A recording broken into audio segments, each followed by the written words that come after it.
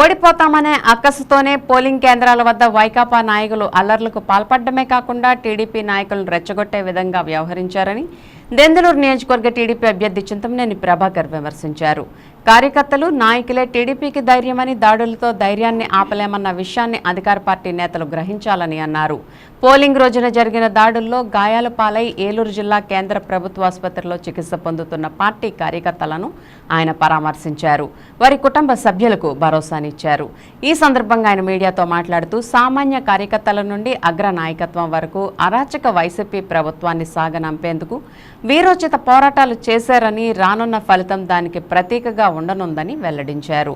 War one side అయ్యిందన్న విషయాన్ని తట్టుకోలేకే అధికార పార్టీకి చెందిన నాయకులు, కార్యకర్తలు అసహనంతో దాడులకు తెగబడ్డారని, ఇది సరైన పద్ధతి కాదని మండిపడ్డారు.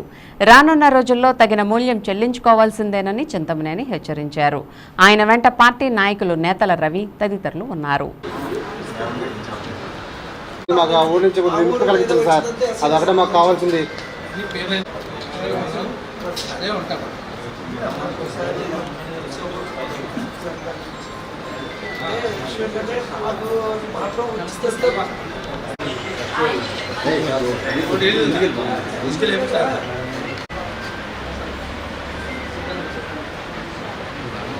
చెప్పలే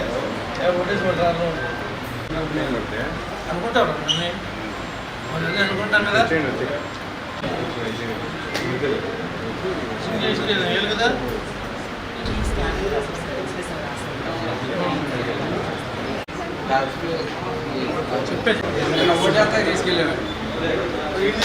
తీసుకెళ్ళా పనిలోకి వచ్చి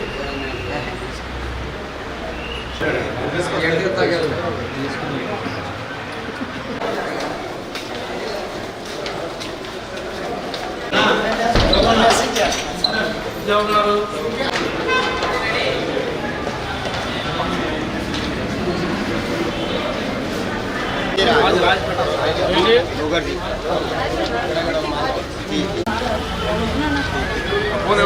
ఎన్నికలు సజావుగా జరిపించడానికి ఎన్నికల కమిషన్ కూడా ఎంతో కష్టపడాల్సినటువంటి పరిస్థితి వచ్చింది. తెలుగుదేశం, జనసేన, బీజేపీ నాయకులు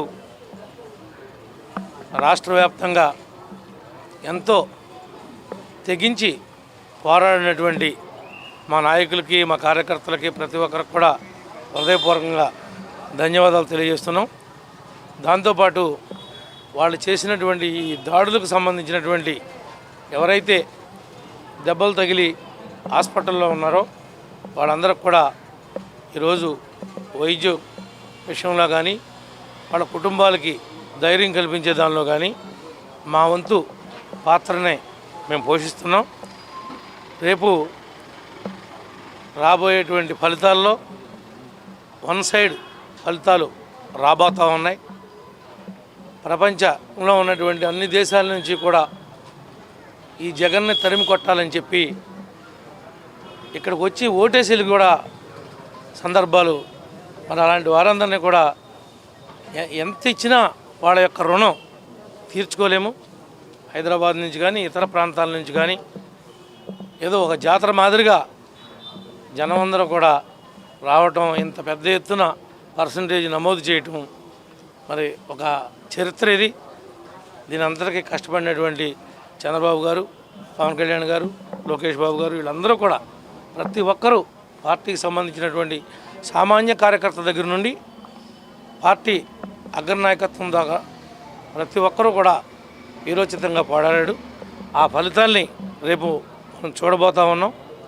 ఎవరైతే ఎలాంటి ఎప్పుడూ లేని సంస్కృతి ఎలక్షన్లో దాడి చేసి భయపెట్టి బూతుల్ని క్యాప్చర్ చేసుకోవాలనేటువంటి దుర్మార్గమైనటువంటి ఆలోచనతో ఎన్నికలకు వెళ్ళారో వాళ్ళకి తగిన గుణపాఠం ఇప్పుడు ప్రజలు ఓటు రూపంలో చెప్పారు.